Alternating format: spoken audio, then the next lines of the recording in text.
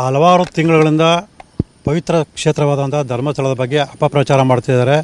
ಅದಕ್ಕೆ ಸಂಬಂಧಪಟ್ಟಾಗೆ ಏನು ಮಹೇಶ್ ತಿಮ್ಮರೋಡಿ ಮತ್ತು ಗಿರೀಶ್ ಮಠಣ್ಣವರು ಮತ್ತು MD ಸಮೀರ್ ಇವರು ಹಲವಾರು ಸುಳ್ಳು ವಿಡಿಯೋಗಳನ್ನು ಮಾಡಿ ಸುಳ್ಳು ಆರೋಪಗಳನ್ನು ಮಾಡಿ ನ್ಯಾಯ ಕೊಡಿಸ್ಬೇಕು ಅಂತೇಳಿ ಕೇವಲ ಬರೀ ವಿಡಿಯೋಗಳ ಮುಖಾಂತರನೇ ಒಂದು ಜನರನ್ನು ಪ್ರಚೋದಿಸುವಂತಹ ಕೆಲಸಗಳನ್ನು ಮಾಡ್ತಾ ಬರ್ತಿದ್ದಾರೆ ಹೊರತು ಒಂದು ಲಿಖಿತವಾಗಿ ಕಾನೂನುಬದ್ಧವಾಗಿ ದೂರರ್ಜಿಯನ್ನು ಕೊಡುವಂಥ ಕೆಲಸಗಳನ್ನು ಮಾಡುವಂಥದ್ದಾಗಲಿ ಅಥವಾ ಮಾನ್ಯ ನ್ಯಾಯಾಲಯ ಅರ್ಜಿ ಸಲ್ಲಿಸುವಂಥದ್ದಾಗಲಿ ಏನೂ ಮಾಡದೆ ಕೇವಲ ಅಪಪ್ರಚಾರ ಅವರು ದುರುದ್ದೇಶನೇ ಸ್ಥಳದ ಬಗ್ಗೆ ಒಂದು ಅಪಪ್ರಚಾರ ಮಾಡಬೇಕು ಅನ್ನೋದೇ ಉದ್ದೇಶ ಇಟ್ಕೊಂಡು ಅವ್ರು ಮಾಡ್ತಿದ್ರು.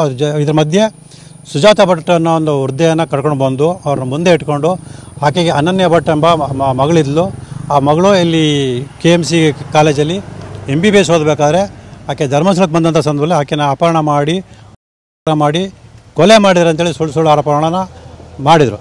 ಇಲ್ಲಿ ಗಮನಿಸಬೇಕಾದ ಅಂಶ ಏನಂತಂದರೆ ಸ್ವತಃ ಸುಜಾತಾ ಭಟ್ ತಮ್ಮ ಮಗಳು ಕಾಣೆಯಾಗಿದ್ದಾಳೆ ಅಂತ ಹೇಳಿದ ಹೊರತು ಆಗಿದೆ ಅಥವಾ ಕೊಲೆ ಆಗಿದೆ ಎಲ್ಲೂ ಹೇಳಲ್ಲ. ಆದರೆ ಗಿರೀಶ್ ಮಠಣ್ಣವರು ಮತ್ತು ಇವರು MD ಇವರು ಸಮೀರ್ ಅವರು ಆಕೆ ಆಗಿದೆ ಕೊಲೆ ಆಗಿದೆ ಅನ್ನೋ ರೀತಿಯಲ್ಲಿ ಸ್ಪಷ್ಟವಾಗಿ ನೇರವಾಗಿ ಆರೋಪ ಮಾಡ್ತಾರೆ.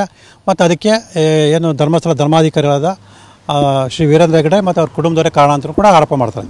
ಆದರೆ ಅದಕ್ಕೆ ಸಂಬಂಧಪಟ್ಟ ಯಾವುದೇ ಒಂದೇ ಒಂದು ಸಾಕ್ಷ್ಯಗಳಿಲ್ಲ.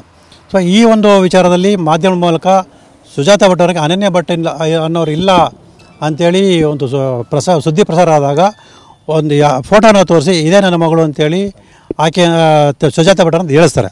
ಆದರೆ ಆ ಫೋಟೋ ವಾಸಂತಿ ಅನ್ನೋರ್ದು ಅಂತೇಳಿ ಅದು ಕೂಡ ಸಾಬೀತಾಗುತ್ತೆ. ಆದರೂ ಕೂಡ ಸಮರ್ಥನೆ ಮಾಡ್ಕೊಳ್ತಾರೆ. ಒಂದೇ ರೀತಿಯ 10 ಜನ ಇರ್ತಾರೆ, 6 ಜನ ಇರ್ತಾರೆ ಅಂತೇಳಿ ಕೇಳಿ ಈಗ ಪ್ರತಿ ಒಂದು ದಿವಸ ಒಂದೊಂದು ರೀತಿಯ ಸುಳ್ಳು ಕಥೆಗಳಲ್ಲಿ ರಾಜ್ಯ ಜನರಿಗೆ ಗೊಂದಲ ಮೂಡಿಸುವಂಥದ್ದು ಮತ್ತು ಧರ್ಮಾಧಿಕಾರಿಗಳು ಸರ್ವಾಧಿಕಾರಿಗಳು ಅವರು ಇಡೀ ವ್ಯವಸ್ಥೆಯನ್ನು ಕೊಂಡ್ಕೊಂಡ್ಬಿಟ್ಟಿದ್ದಾರೆ, ಪ್ರಭಾವ ಬೀರ್ತಾರೆ.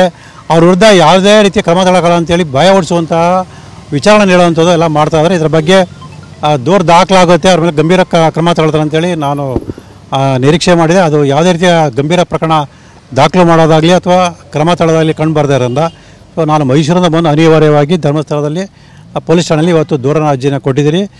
ಇವರು ಪ್ರಥಮ ವರ್ತಮಾನ ವರದಿ ದಾಖಲು ಮಾಡಬೇಕಾಗಿತ್ತು. ಆದರೆ ಈಗಾಗಲೇ SITಯಿಂದ ತನಿಖೆ ನಡೆತಿರೋದ್ರಿಂದ ಸೊ ಈಗ ಸ್ವೀಕೃತಿಯನ್ನು ಕೊಟ್ಟಿರ್ತೀವಿ. ತನಿಖೆ ಮಾಡಿದ ನಂತರ ಪ್ರಥಮ ವರ್ತಮಾನ ವರದಿ ದಾಖಲು ಮಾಡುವಂಥದ್ದು ಕ್ರಮ ತಗೊಳ್ಳೋದು ಮಾಡ್ತೀವಿ ಅಂತೇಳಿ ಪೊಲೀಸ್ ಉಪನಿರೀಕ್ಷಕರು ನಮಗೆ ಭರವಸೆನ ಕೊಟ್ಟಿದ್ದಾರೆ.